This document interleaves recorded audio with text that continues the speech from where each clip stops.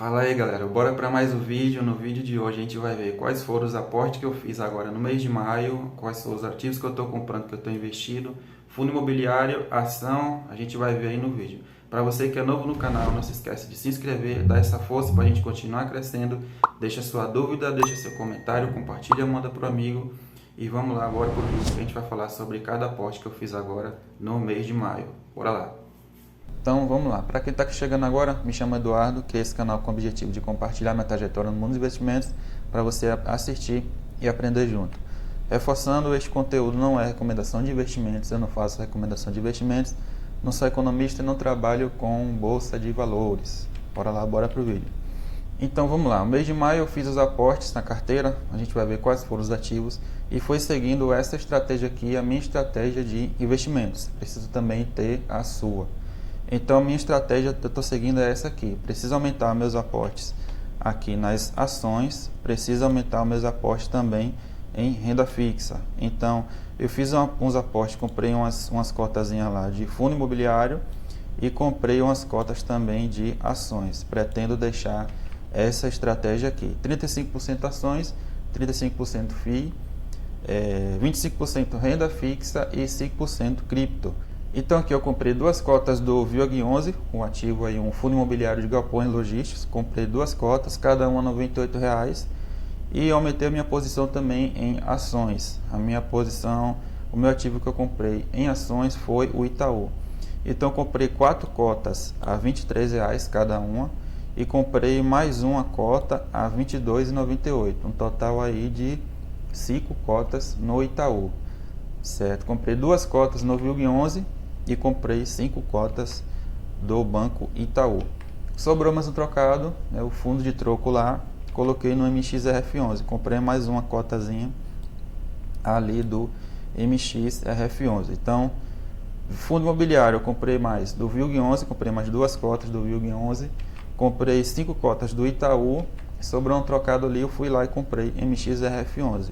Então, total investido aí no mês de maio foi R$ 322,59. Então, os aportes de maio foi esse. Comprei mais duas cotas do fundo imobiliário VIOG11, comprei 5 cotas do Itaú, sobrou um troco lá, eu comprei MXRF11. R$ 322,59 investidos aí no total do mês de maio. Itaú, então tenho duas ações de banco na carteira, Itaú e Bradesco. Eu preferi aumentar minha posição em Itaú porque Bradesco já tem uma quantidade lá boa de ações, então agora eu vou igualar. Deixar a quantidade para Bradesco e deixar a quantidade para Itaú. Vou deixar os dois iguais aí em quantidade de ações. Não é recomendação de investimento. Então Itaú aqui está com a valorização do mês, valorização em 12 meses de 5%, mais ou menos aí de 5%. No mês atual o ativo valorizou 5,86%. Paguei um pouco caro, certo? O Itaú está com PVP alto, porém está me rendendo aí bons dividendos, está com dividend yield aí de 5%, entregou aí R$ 1,26 nos últimos 12 meses, A cotação atual do Itaú hoje está R$ 22,75. Vamos lá, falar um pouco dos indicadores do Itaú. Paguei um pouco caro, o PVP aqui para a gente ver, está com PVP de 1,31, então para ações eu considero ali até 1,15. Decidi pagar um pouco caro, porque vou aumentar minha posição no Banco Itaú e para longo prazo é um banco que está investindo bastante. Então, PVP 1,31, depende do seu estratégia, eu considero até 1,15, mas decidi pagar um pouco caro aqui nesse ativo, nessa ação. Dividend yield aí dos últimos anos está com 5% de dividend yield, certo? É um banco que vem entregando lucro nos últimos anos aí, vem entregando aí 5% de lucro nos últimos 5 anos, certo? Está com a margem líquida boa, acima de 10% aí.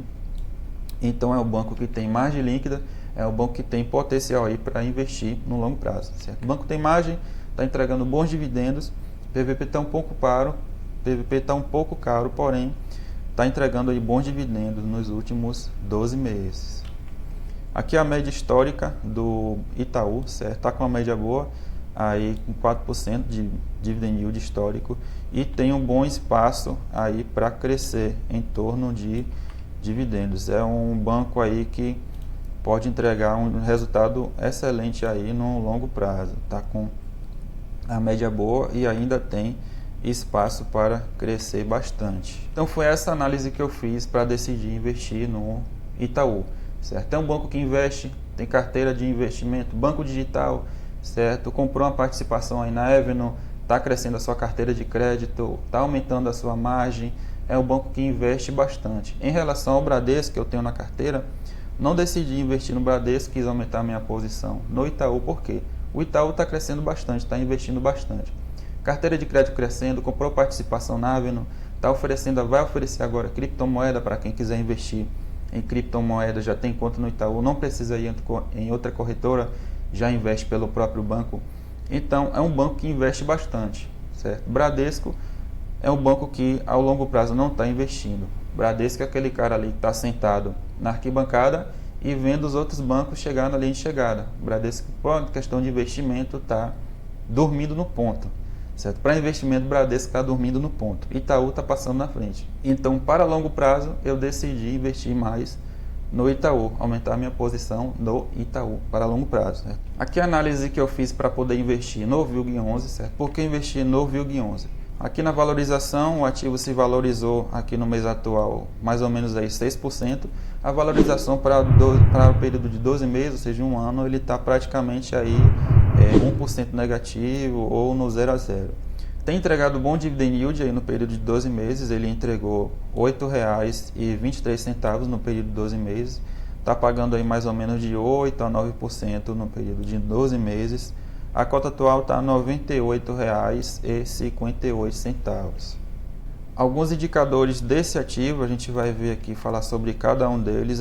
Então, no último rendimento ele me pagou aí 0,7% ao mês, 0,71% ao mês, um total aí de 67 centavos. A gente vê que no período máximo aí de dividend yield histórico desse ativo, ele vem se mantendo estável, certo? Não é um fundo que oscila muito, tem aquelas oscilações muito altas. Isso é um ponto positivo para a gente considerar.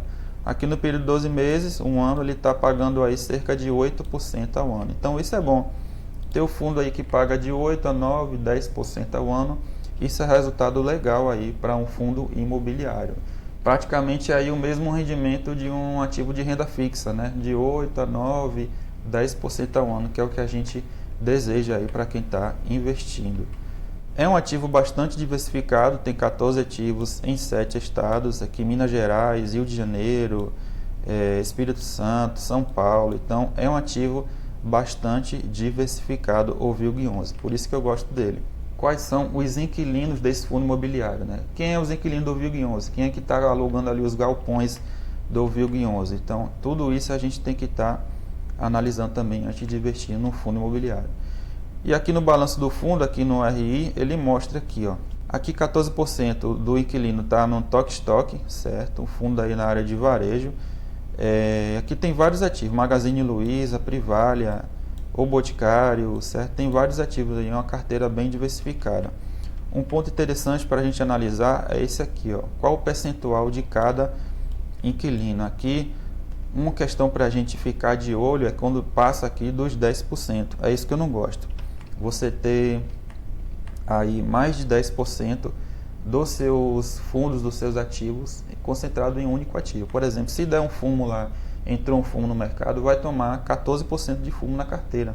Igual aconteceu com esse fundo aqui, com o VILG11, com esse ativo aqui, ó, a Tok Stock. Teve aquele rolo lá, a Tok Stock decretou falência, queria pagar o fundo. Um ponto positivo que eu achei do VILG11 é que eles emitiram logo a ordem de despejo. Então não quer pagar, então caia fora do meu imóvel que eu vou alugar para outro inquilino que queira pagar.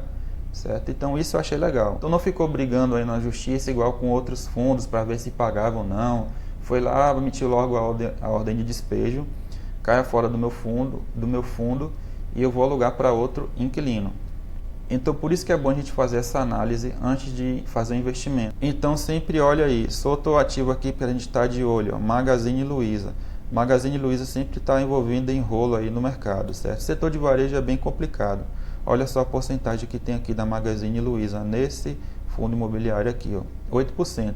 Então se tiver algum problema aqui com esse inquilino, vai ser 8% de problema aí de prejuízo na carteira do VILG11, certo? Então, por isso que é bom a gente estar fazendo essa análise antes de estar investindo nos fundos imobiliários ou em qualquer outro ativo.